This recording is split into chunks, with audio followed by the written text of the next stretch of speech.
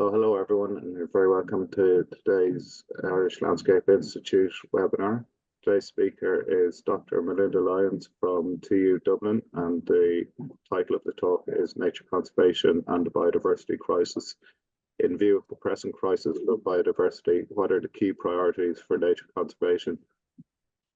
Anyone who is looking to get CPD points, accredited CPD points for today's talk, please make sure that your name is displayed on the Zoom.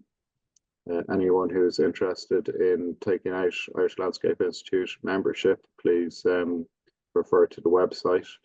And if anyone knows of anyone who wanted to attend but wasn't able to make it, the talk will be recorded and will be available on the website and YouTube. So look to the Irish Landscape Institute website for those details.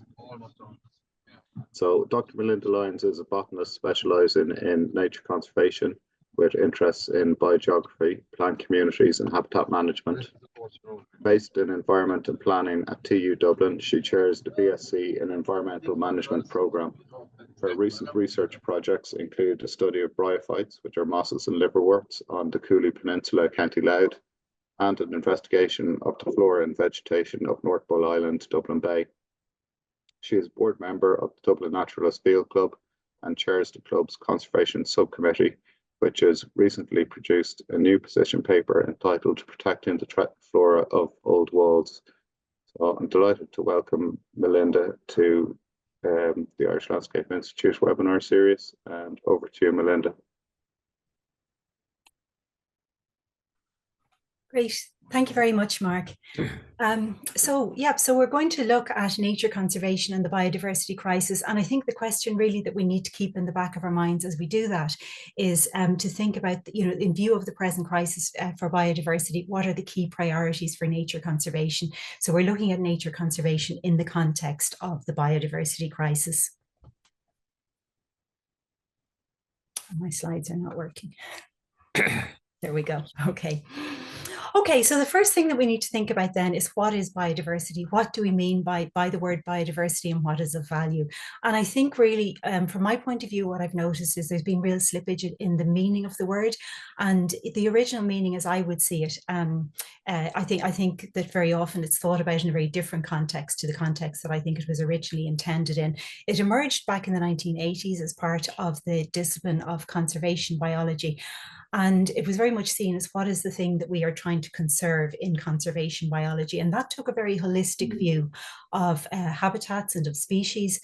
It saw habitats and species as having an intrinsic value, and it took into account even things like evolution and so on. So it was a very broad concept of what biodiversity was, but I do think that it has drifted since then.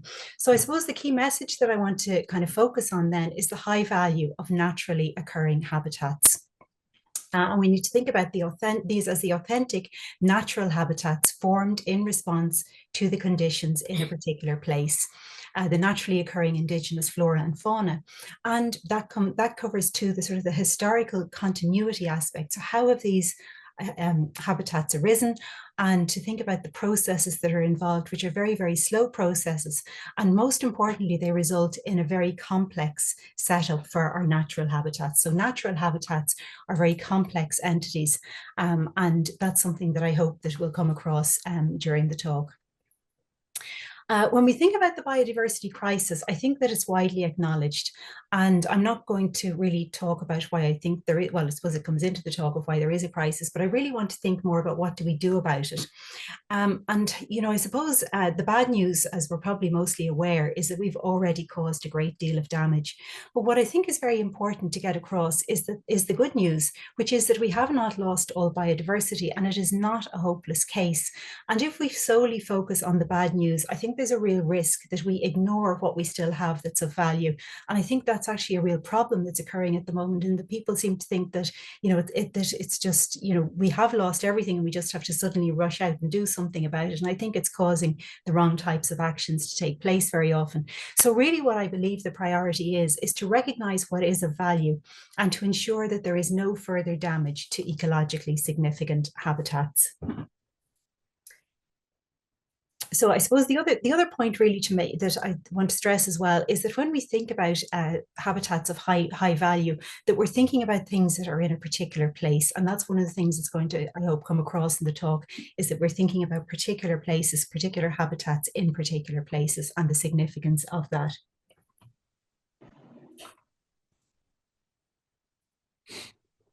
Okay, so the key message then, to address biodiversity loss, we need to understand the significance of our native flora, fauna and habitats, and we need to ensure that these are not lost or damaged. Now, I've mentioned already the concept of biodiversity and the origins of biodiversity coming from the conservation biology movement of the 1980s, but it was really in the early 90s that there was a formal definition put forward for biodiversity, and this came about during the Rio Earth Summit through the Convention on Biological Diversity.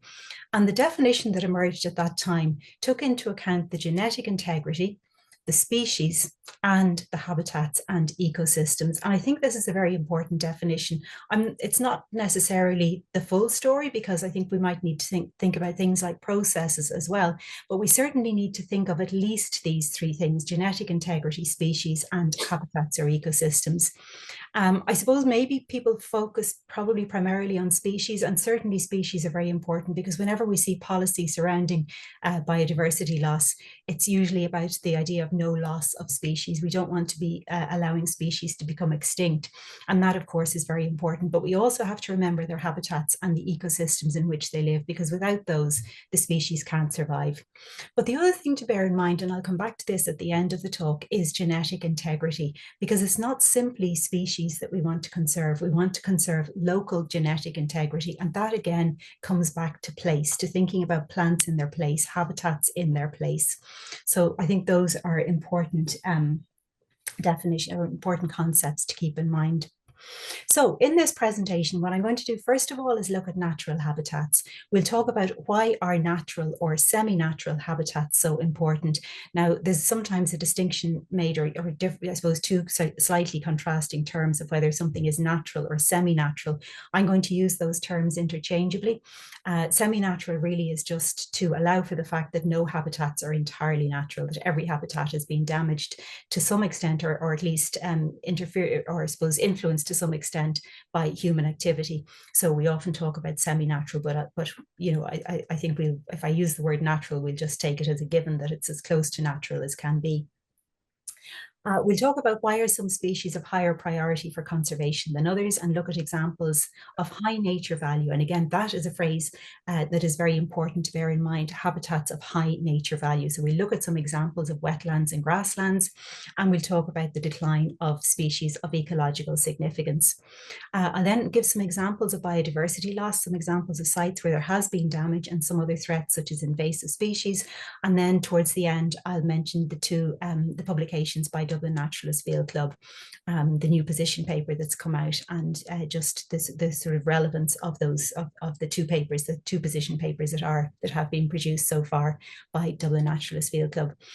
Throughout the talk, I'm going to be talking about the significance of plants, partly because my background is in botany, but also because plants form the basic structure of habitats. They're the most visible component, and they're the sort of, I suppose, the primary indicators of habitat quality that we're inclined to see. Fauna, of course, depend on flora for food and for shelter and so on. So plants are important in terms of providing those things for fauna, but plants are also important in their own right. Our native flora is very important in its own right, and that includes small and less conspicuous species. So it's not just the big, showy, colorful things, but it's the smaller things that we might not necessarily see. Okay, so I'm going to go on now to talk about the importance of natural habitats as the irreplaceable support systems of Indigenous flora and fauna. This is a photograph of Loch Alec in County Donegal. And, you know, I suppose the key point to make is that natural or semi-natural habitats are the reservoirs and life support systems of Indigenous flora and fauna, as well as fungi and other microorganisms. So in the foreground here, there's quite a rare plant. This is pillwort, or Eriocolum aquaticum. But there's lots of other things living and growing in this lake as well. And the reason that they're there is because the environmental conditions, the abiotic factors, the the underlying conditions, I suppose, allow those species to occur in that place. So I'm talking about things like bedrock, about glacial till, if there happens to be glacial till in this area, the water quality, the water chemistry, the soil, the type of soil, the microclimate in certain parts of the lake. So it'll probably be a little bit different. The conditions will be different in different parts of the lake, whether the water is quite shallow at the edge or whether it's deeper in the middle. So all of those things will influence the types of species that grow there. But basically the combination and the interaction of all those abiotic or environmental conditions provide this sort of life support for the plants and animals that live there. So that, again, place is important, and the specific abiotic or environmental conditions that we find in a particular place are the things that enable those species to be there and not to be somewhere else, and for other species not to come in and suddenly take over in this habitat. These are the species that are suited to living in this place. They've arrived naturally of their own. They haven't been put there by anybody. They are the natural expression of the conditions in that place. Now, I'm going to just use this graph for a few minutes to explain something about the way that species respond to particular conditions. So I'm using just these two species just as by way of example. So if we look at the black bear first, the black bear is a generalist. So the black bear on the bottom axis of the graph, there's temperature, and on the left-hand side, there's precipitation. So the black bear is not too fussy about where it lives. It can tolerate a broad range of temperature and a broad range of precipitation. That means that there's a lot of places available to it to live in, and it's what we call a generalist. So generalists are species that are very common, and they have broad ecological ranges, and they're not things that we have to try to conserve. We don't have to make any great efforts to conserve them because they're not under threat. If we think about something like the giant panda, in contrast, the panda can survive in a much narrower range of temperature and in a much narrower range of precipitation. So therefore, it's dependent on much more specialized conditions. So we think of it as being a specialist. And it has much more sort of finely tuned requirements for its habitat type, or the habitat has to be much more finely tuned to suit the animal, I suppose. And those conditions, the precise conditions of temperature and precipitation, are not going to occur in very many places. That means that the habitat type in which it can occur is quite rare, and therefore the species itself is going to be rare. So specialists like the giant panda, just as I'm using in this graph to illustrate it, specialists have suffered greatly from habitat loss, and these are the things that are of greatest concern. These are the things that we need to focus our efforts on, and we need to turn our attention to. Now, the crisis then for biodiversity is the loss of authentic in situ indigenous habitats which support the specialized flora and fauna, the specialists like the giant panda in the graph, and including our native rare species. So they're dependent on these authentic in situ indigenous habitats with these specialized conditions. When we lose those habitats, we're losing species. The species may be lost at a local level, or it might be regional, national, or international, or whatever. So there's different scales at which their loss can be significant.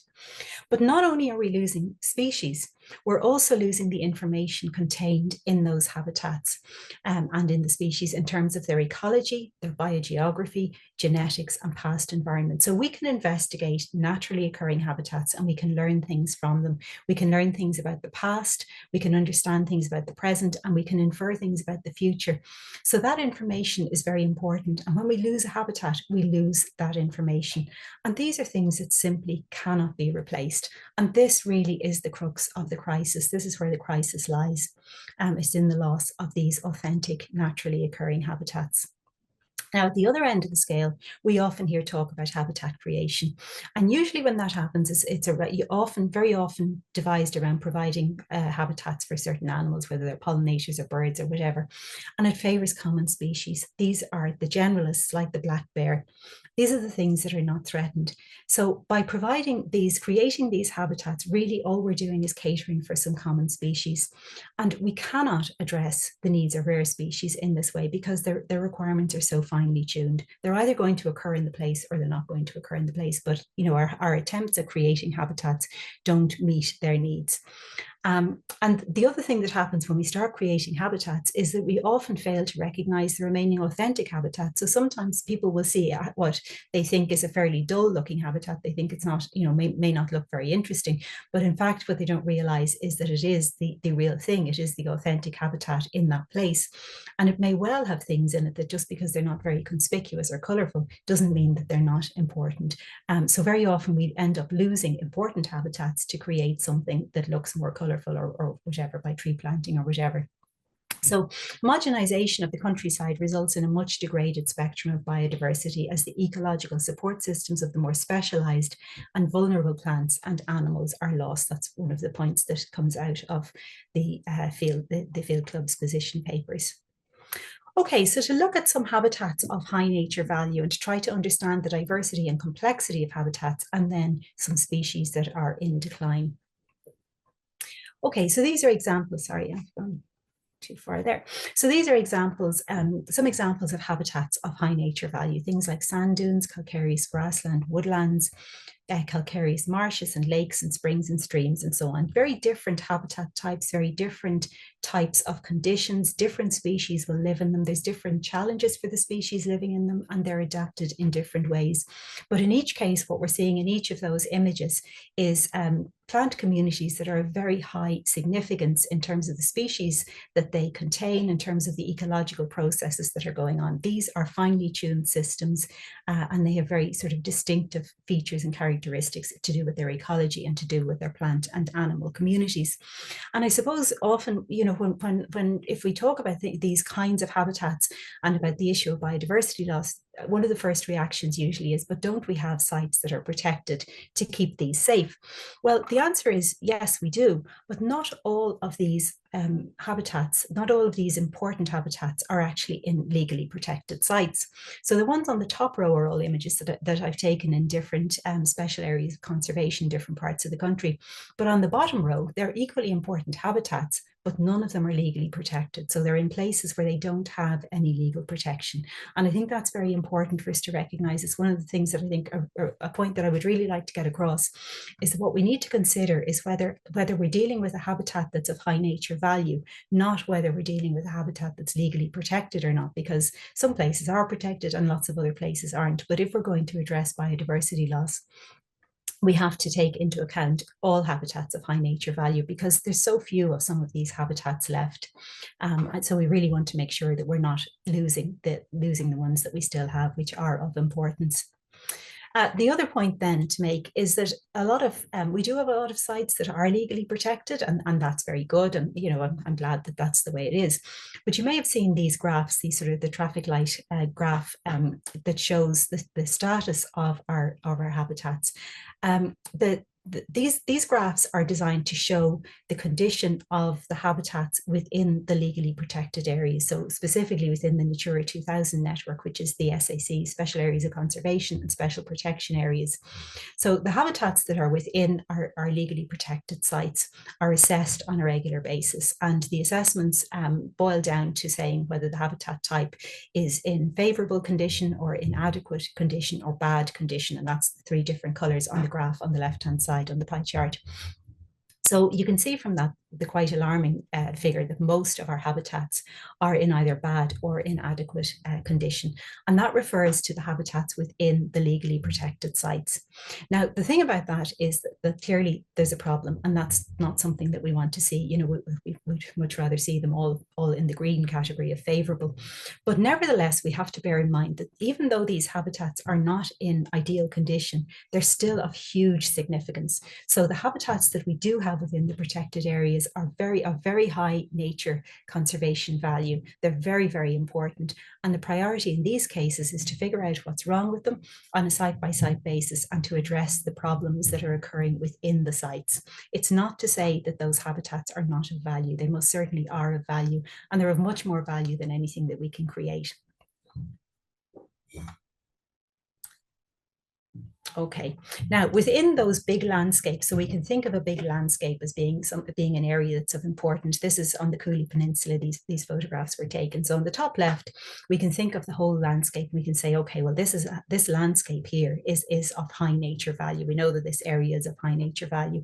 But when we dig into it, we find that within it, there's lots of different habitats or microhabitats. So something like streams and rivers are probably going to be obvious ones.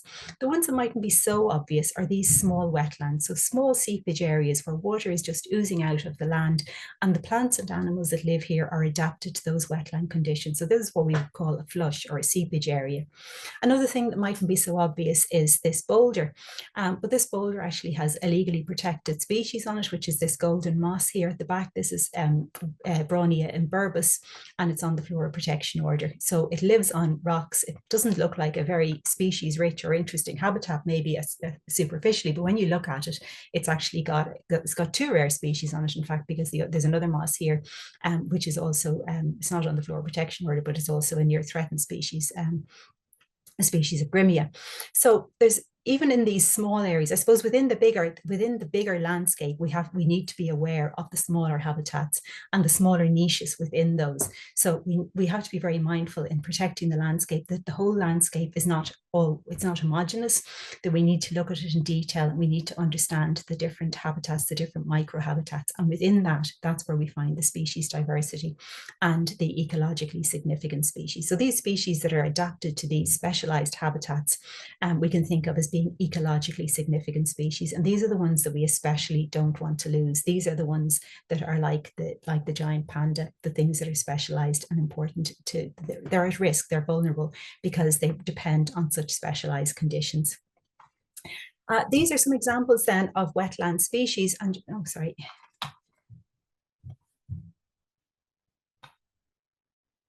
Okay, so these are some examples of wetland species. These are typical of fens and of dune slacks. So for instance, Parnassia palustris, this one here, this lovely white flower, which will be coming into flower a little bit later as we move into the summer. And it's one of these really striking species, I think, that's just beautiful when you come across it. But it's typical of fens, and you will find it in dune slacks as well. So it likes damp, calcareous places. It's very dependent on the ground staying damp. So if the ground dries out, if the land is drained, if the water is carried away from the site, it will be lost. It's also dependent on very clean conditions. And you can see on the map here where the black dots are, that's where it is at present, where it's known to be at present. In other words, present being since the year 2000. Those are recent records. There were older records where the red dots are. Those are records for where the plant was before the year 2000. But now it hasn't been seen since 2000. So if you look at all, and the same applies to all of these maps, so the more red dots there are in the map, the bigger the indication is that the plant is in decline, that it's been lost, that it is no longer at sites where it used to be. The other thing to remember about the dots is the dots look relatively big, but each dot might represent just one tiny population of these species. So whether we look at Parnassia palustris, we can see that it's doing quite well in parts of the West and some parts of the Midlands. But if you look at the southeast, it's been almost entirely lost in the southeastern part of the country. And this is due to habitat loss. So this is due to wetlands being drained or polluted or ploughed up and reseeded or whatever it happens to be. But we're losing the sites for this plant. So the plant is being eliminated from certain parts of the countryside. This broad-leaved cotton grass is a species that you'll get in fens and calcareous marshes, again, dependent on clean, damp sites. It doesn't want it to be neither too wet nor too dry, but the ground will stay damp because there's seepage of water in that area, and it's in calcareous sites as well. So the pH of the water is very important. So the water chemistry is important. The quantity of water is important. The continuity of water is important in these sites. Again, plenty of red dots where this species has been lost. Dioecious sedge, a similar kind of pattern, Pinguicula lusitanica, the pale butterwort. This occurs in more acid habitats. So the other three are more calcareous habitats, more lime rich. So these things are very sensitive to a lot of factors in the landscape. They all need damp conditions. They have varying requirements for pH. They won't survive if the water is polluted. So if the groundwater, if the water that's feeding the springs and seepages in these sites becomes polluted, these species will be lost because they'll be taken over by bigger, more robust species that will just squeeze them out. So these are the kind of the equivalents of the giant panda. These are the things that are sensitive and the things that we are losing. If we move on then to look at some examples from grasslands, the same pattern. So you can see for the different species that in every case, there's still black dots, which is good to see, but there's an awful lot of red dots, and some of them are quite alarming. Some of the species distributions have really fallen off in the last well, they were there before 2000 and up there. They haven't been seen since 2000. So there's I suppose there's, you know, there's various different times at which they were lost, but there's very similar reasons as to why they were lost. And the reason, again, is to do with loss of habitat.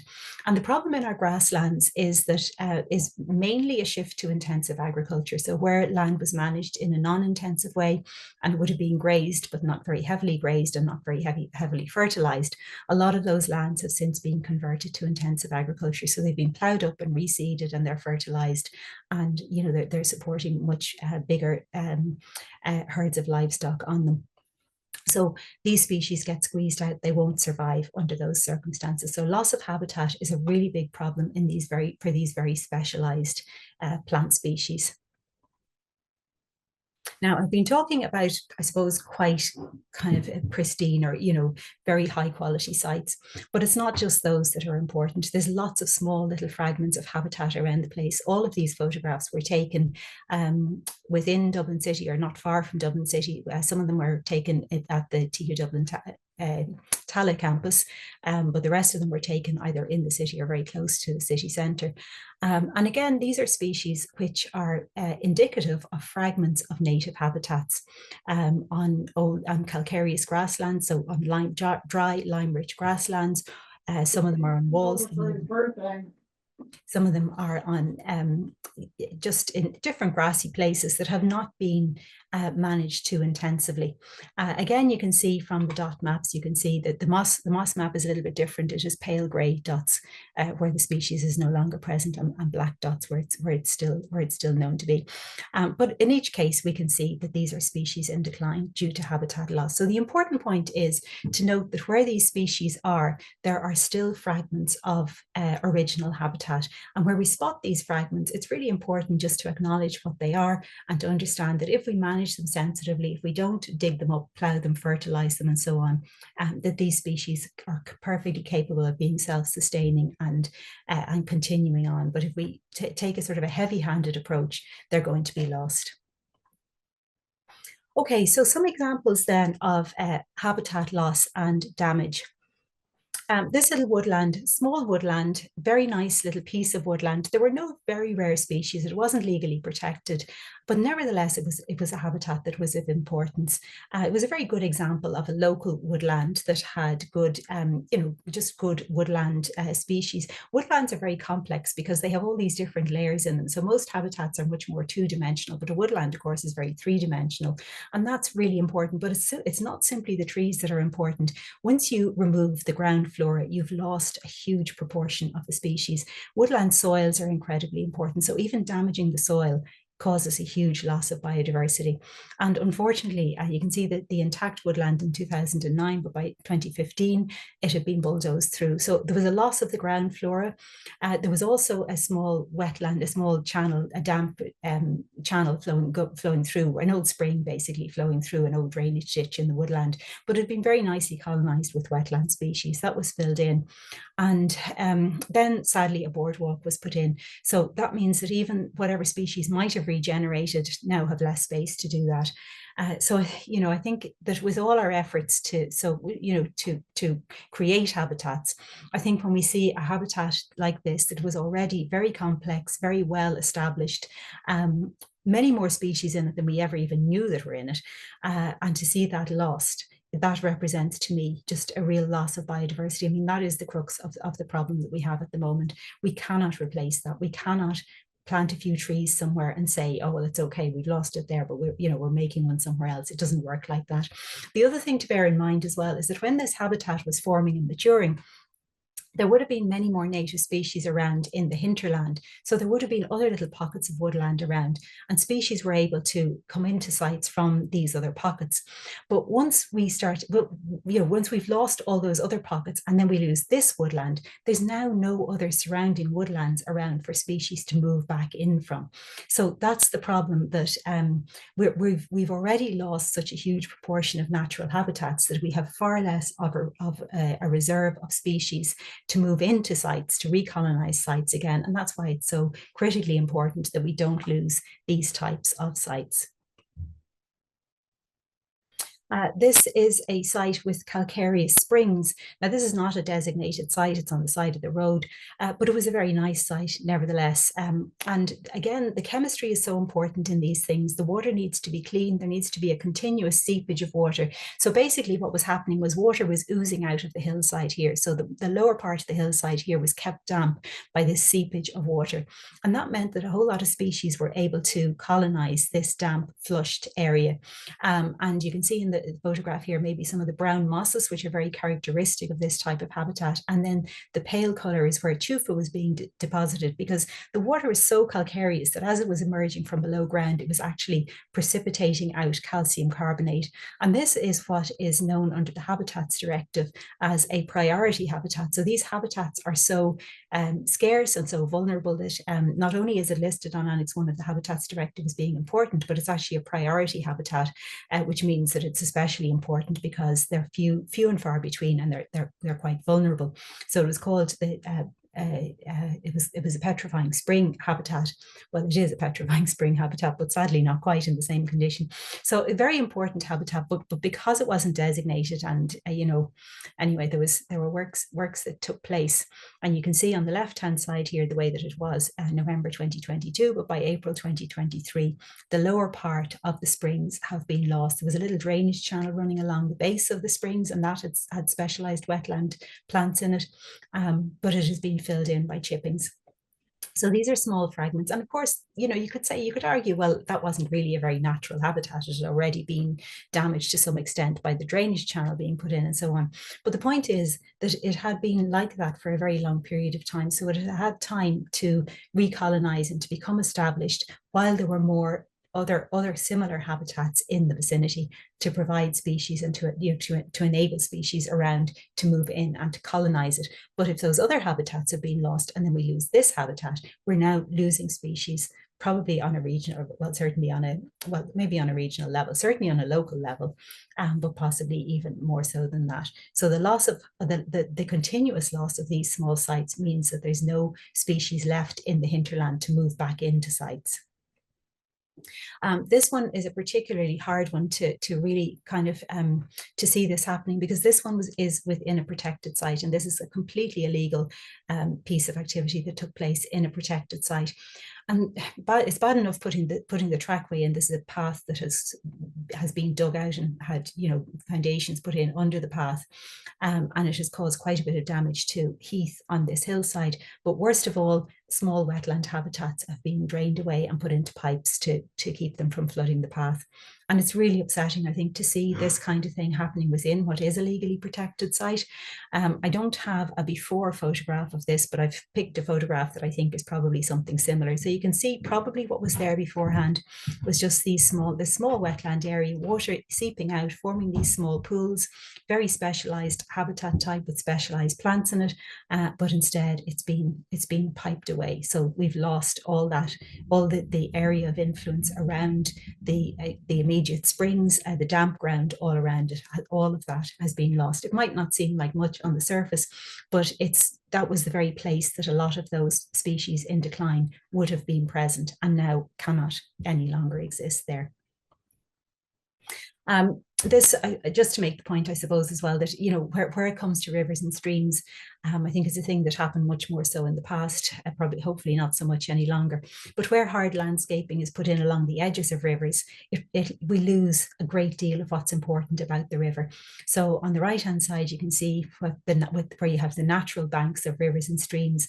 And not only is there that flood zone that's really important, where the water levels, the banks that are damp, and then the water level rises and falls. So they're that that kind of, they have to be species that are tolerant of that type of flooding, but that's where a lot of species will choose to live, is in that flood zone.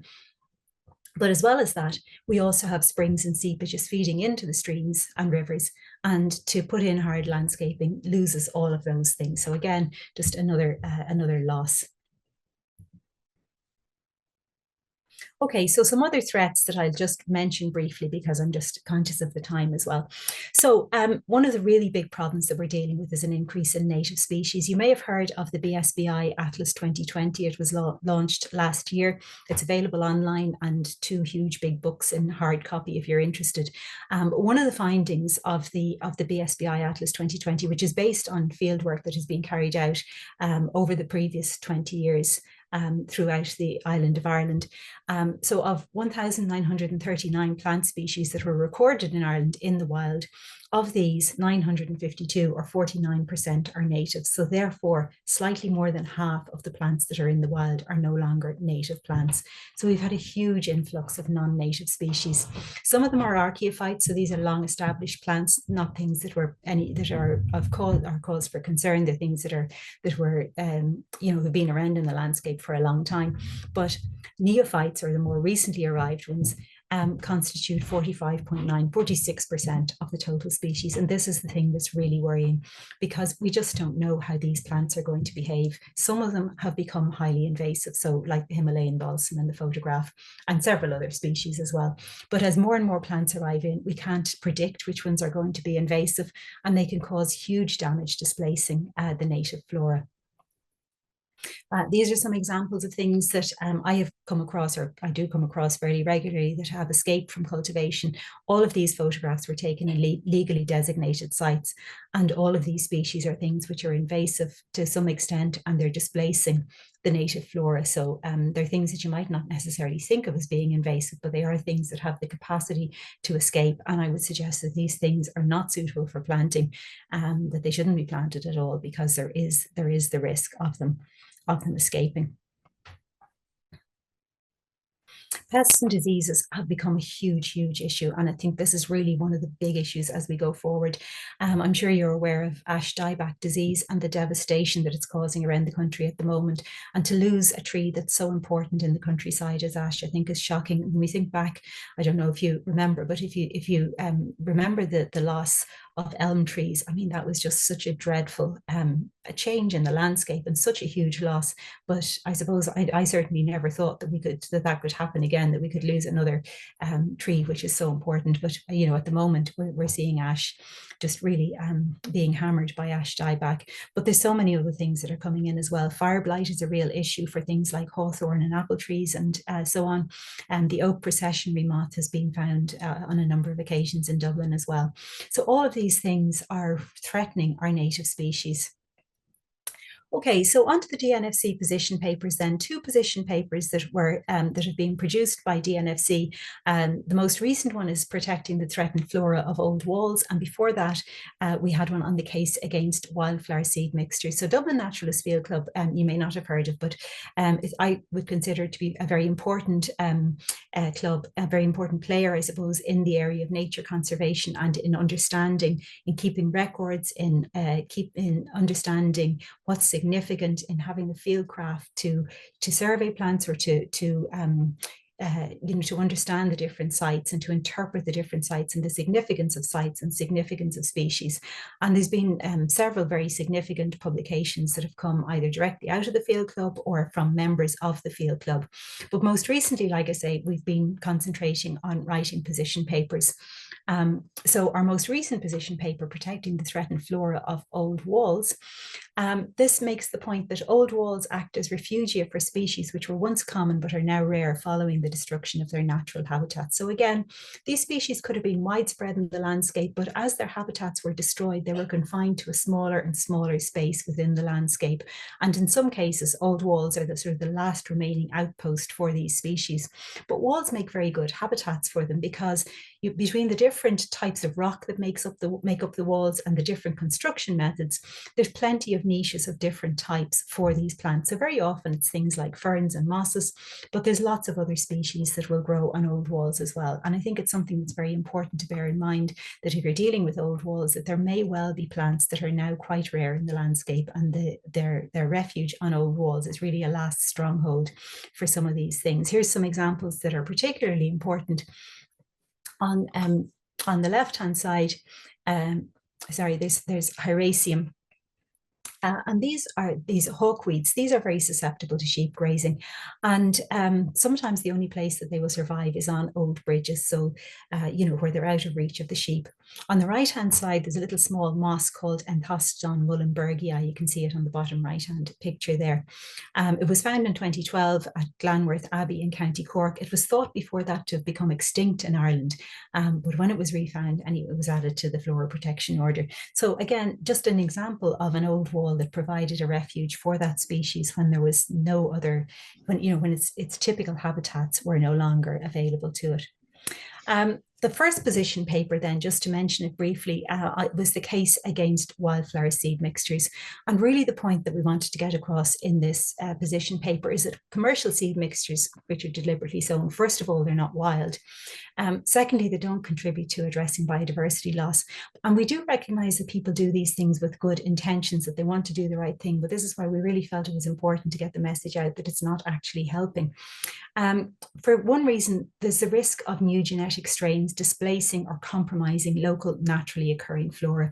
So the things that are being introduced, they're often called native, but they're not actually necessarily native.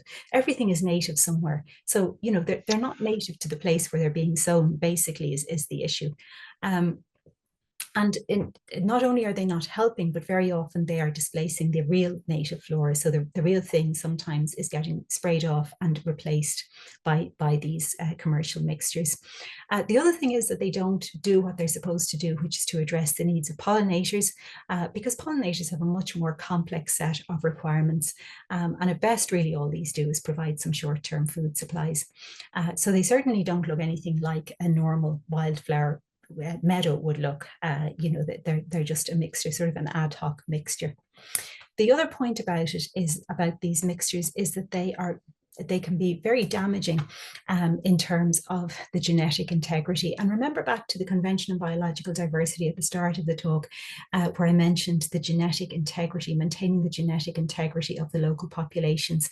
What's happening by introducing these seed mixtures is that we are compromising the genetic integrity. So where we have very small populations left of certain native species, and we introduce things that are related but not exactly the native, they're not the local native strain. They may be well, they're related, but we don't know how closely, and they're certainly not the thing from the area. Basically, they've been brought in from somewhere else. So we then have the potential for hybridization between the local and the native strains. So we're losing the genetic integrity. We're losing the information of the genetic lineage.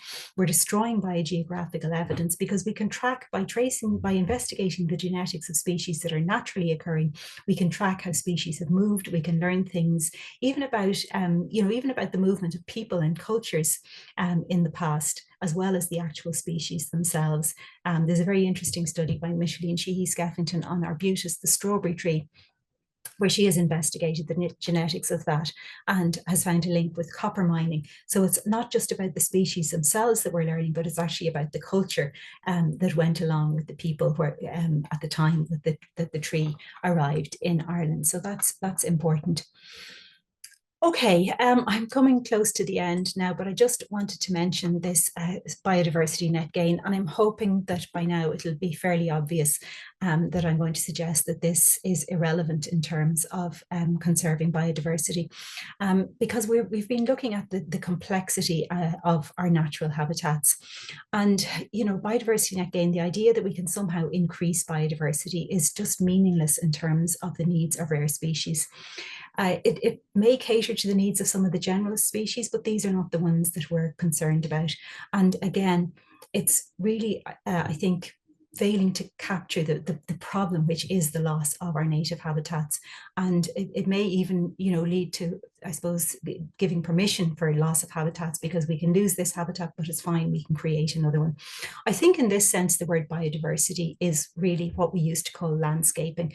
And I've no problem with landscaping. I really enjoy properly planned and planted parks and gardens and things like that. I just think we need to call it landscaping. I think we need to call it what it is. And I think the idea of faking it, of creating habitats that are supposed to look natural when they're not natural. Firstly, as a botanist, I find it just very objectionable, because it's not the right plants in the right place. It's something that has been created from a very anthropogenic point of view, and something that we decide that we think that we like. I'm much more interested to know, how do plants and animals respond to the conditions that are there? Because when we study that, we can learn something from it. We can't learn anything from fake habitats that are put in just to suit our own taste. Then in terms of conservation and habitats and species, just briefly to finish off. So some priorities, what should we be doing? Well, we need to recognise what's important, which is the uncontrived indigenous flora and habitat fragments and so on. And we need to ensure that these are retained in an intact state. We need to avoid direct damage or destruction of these habitats, but we also need to avoid indirect damage, so such as hydrological changes to the wider area. If we change the water table or the flow of water in one place, we may have a knock-on effect somewhere else. We should allow for natural recolonization where appropriate, rather than attempting to create something that's wild. Why not just allow the plants to do what they do anyway, which is to recolonize, and to allow the habitat to become recolonized in a natural way.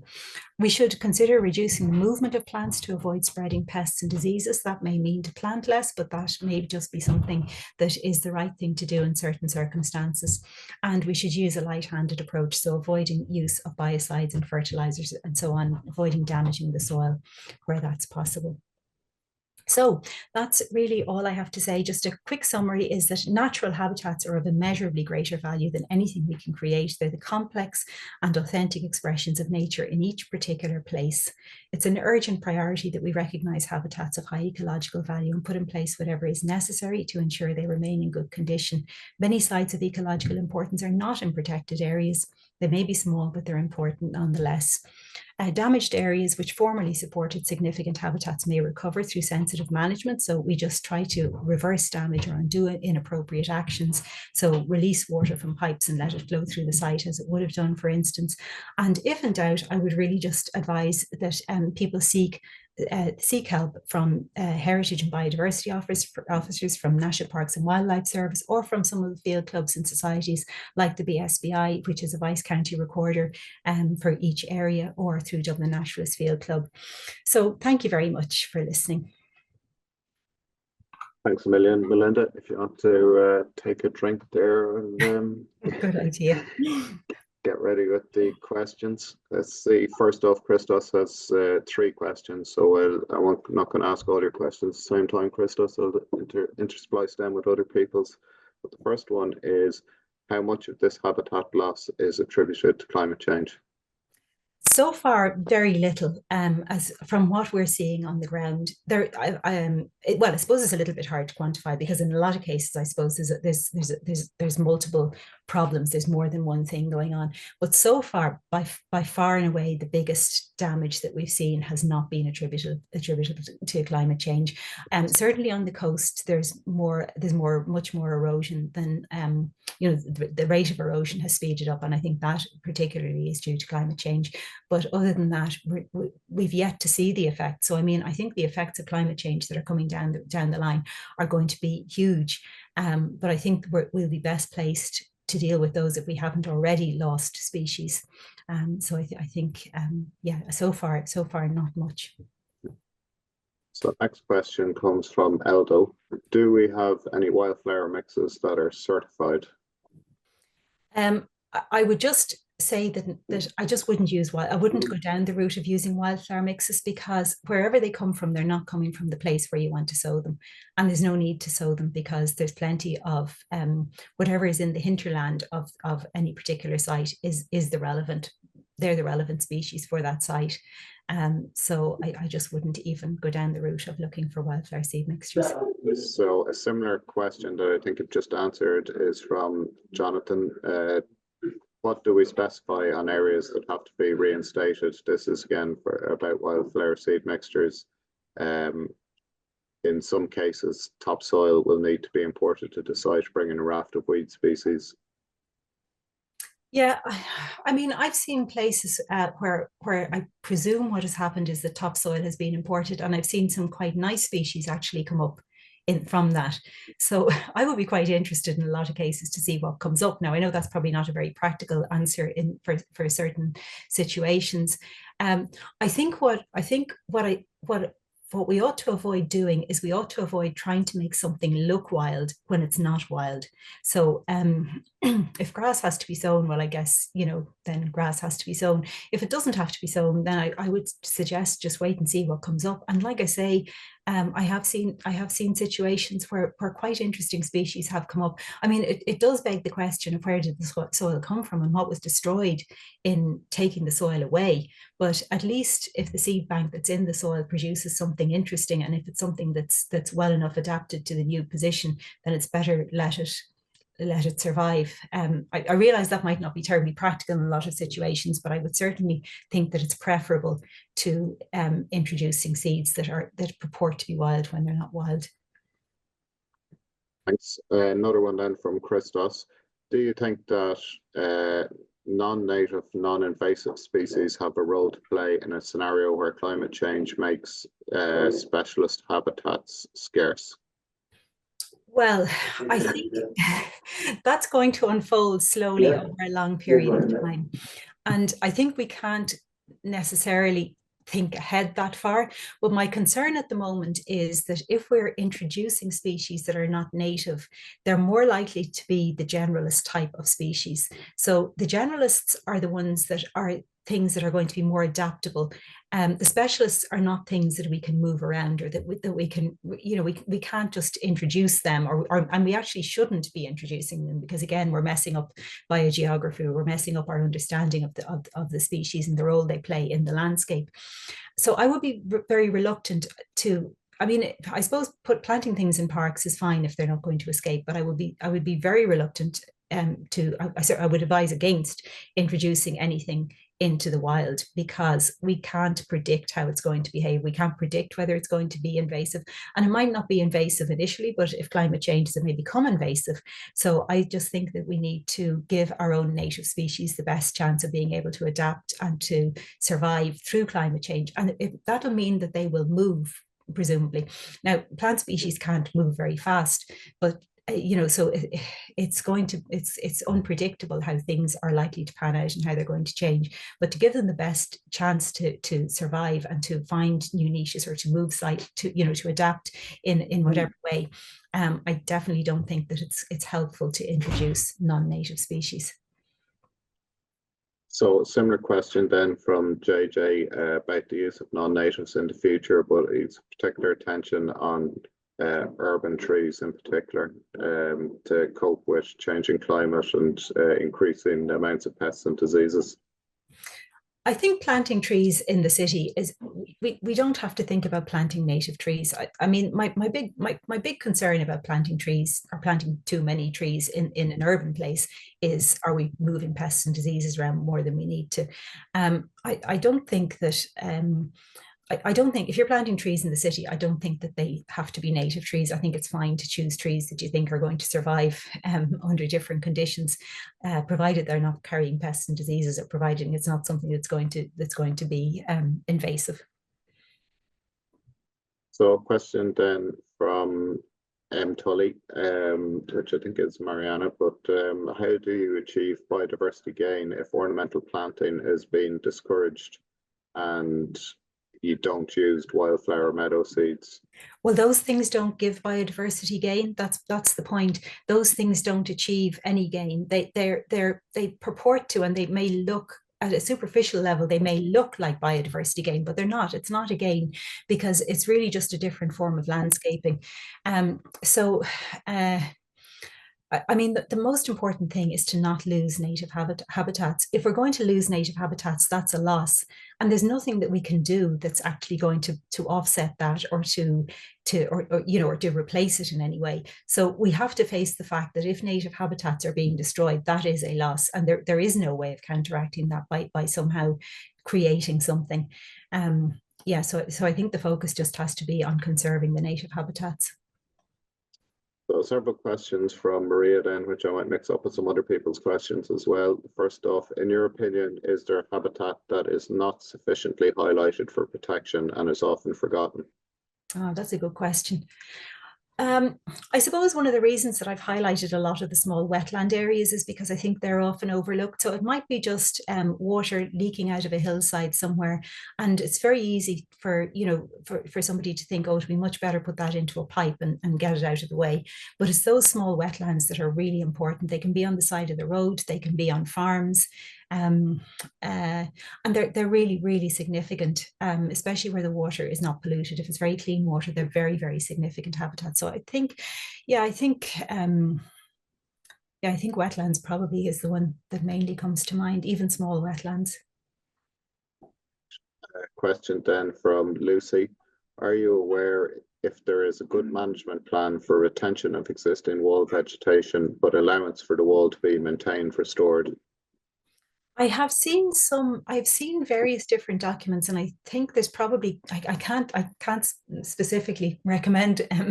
I think there's probably good stuff in some of them. I mean, I suppose just erring on the side of doing the least that's needed. I think a lot of what happens is cosmetic cleaning up. So species are cleaned off because it's really just to make the wall look different, to look better in some way. So I think that's one thing to avoid.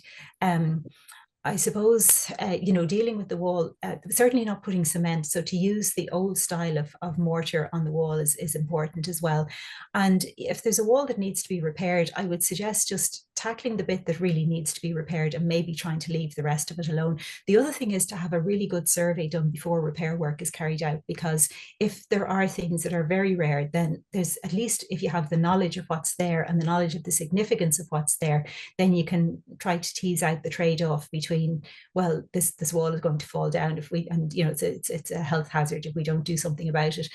So if it's at that stage, well, I think you have to take drastic action, but at least to know what's there and then to weigh up how significant the flora is compared to how badly the repairs need to be done. The other thing is to say that there's a lot of non-native species that don't need to be left on walls and in fact should be taken off walls. So things like Buddleia, which is one of the damaging ones because it's woody, so the roots will get in and they'll prise the stones apart in the wall. So to take off something like Buddleia before it becomes established is very important for both reasons, both for the health and safety aspect and for not displacing the native flora. But most of the native flora, that the things that are of interest are things that are not likely, they really shouldn't do, they're very unlikely to do damage to the wall. So things like ferns and mosses, they have minimal impact on the stability of the wall. But yeah, I would think that taking off, clearing the non-native things and especially woody things is important before they become established. So another one then from Maria. Do you think that the habitats of high ecological value that are not designated should gain a designation or higher protective measures, and how could that be enforced? Yeah, it's a really tricky one.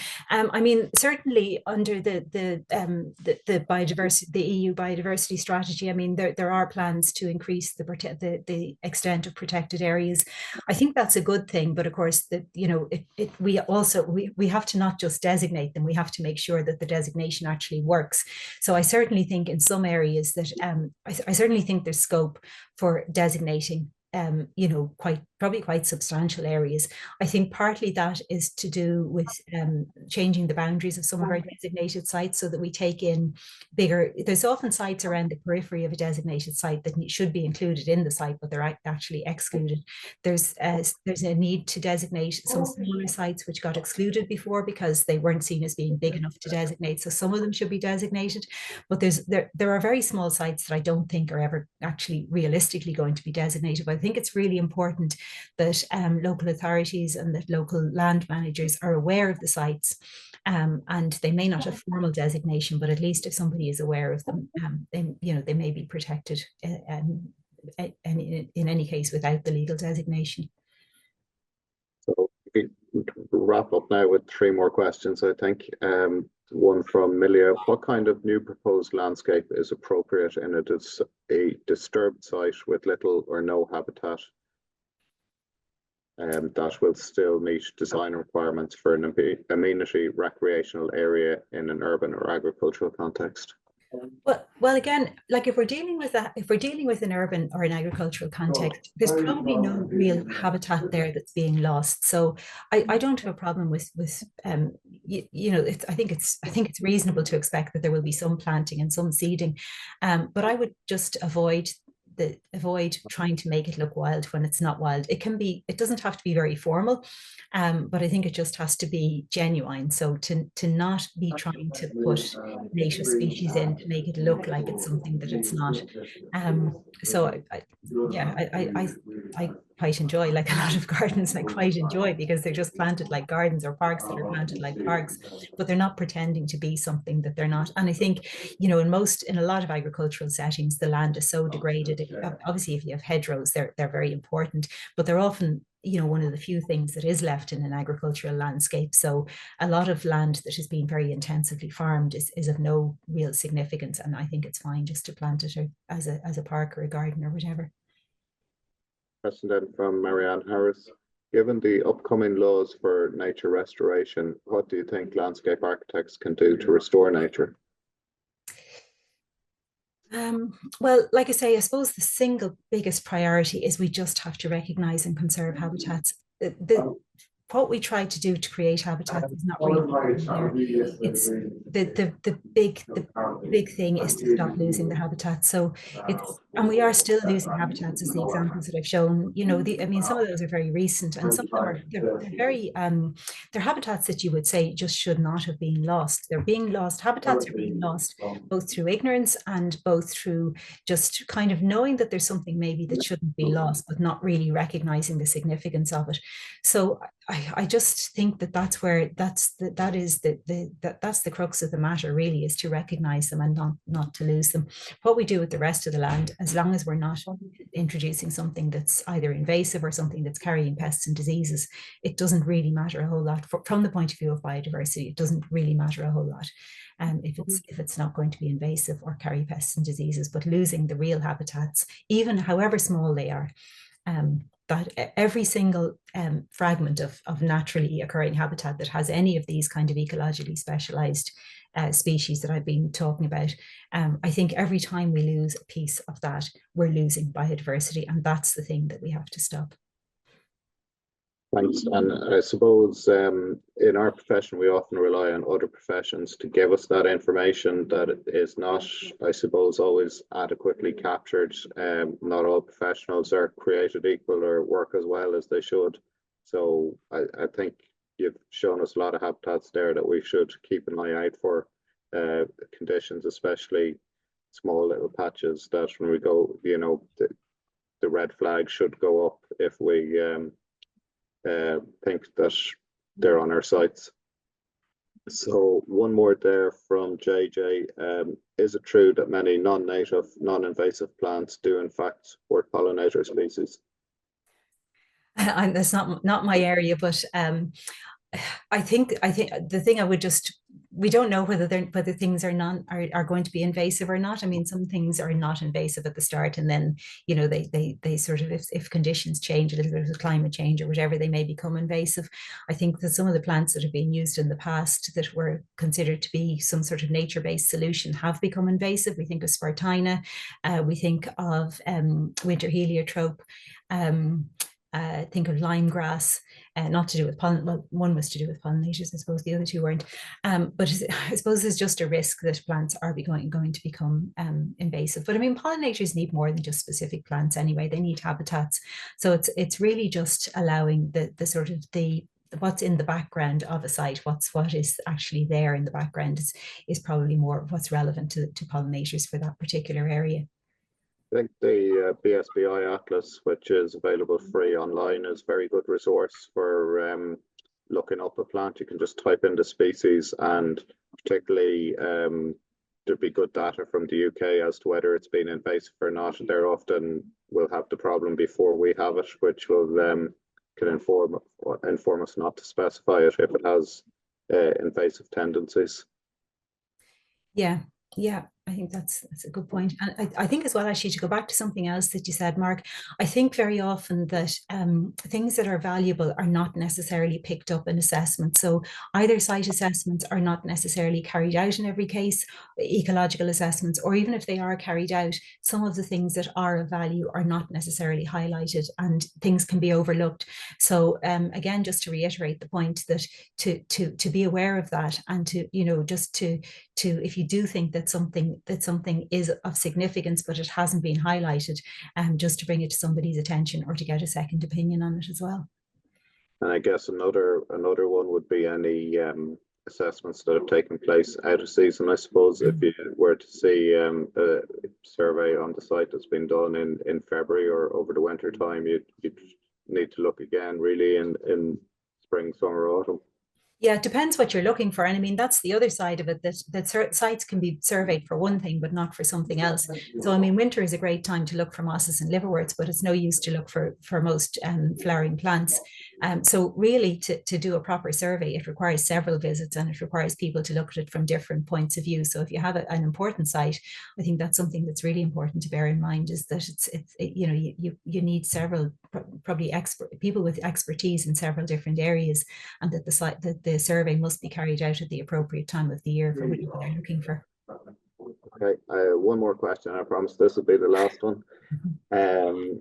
Another one from Lucy. If you think commercial wildflower mixes should not be used, how do you propose we address the national pollination plan in urban areas? That's a difficult one to answer.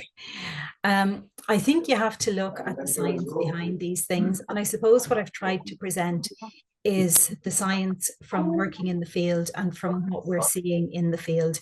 If there's good scientific evidence that something is working for a particular species, then I think that's something that we have to take seriously. But where there isn't evidence that it is working, you know, that's what has to underpin the decisions that we make.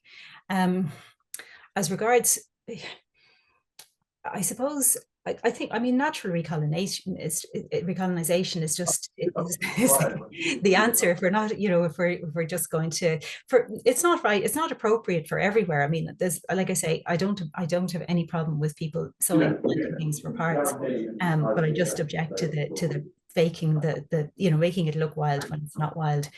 So pollinators will, if conditions are appropriate, pollinators will move into a place, and that may just mean that places have to be managed not so intensively. So it might mean that there's edges that are not managed intensively. So you might have some areas mowed and very neat and whatever and planted, and then around the edges that they're left to you know, to be much more natural, and that's, pollinators will then adapt to the conditions that are there. And Melinda, you have a CPD event that I think you wanted to mention. Yeah, thanks, Mark. I forgot to say that. If people are interested, we are launching a new CPD module in TU Dublin in Environment and Planning, which is part of the School of Architecture, Building and Environment. And if you're interested in that, it's running in June. It's open for applications until I think the 1st of May. So there's plenty of time yet. If anybody's interested, you can find details on the TU Dublin website, or you can find me through the TU Dublin website, and you can email me if you want more information on that. And I think if you want, Melinda, you could email us the link, and we'll put it on the ILI website as well. Yeah, great. Thanks, Mark.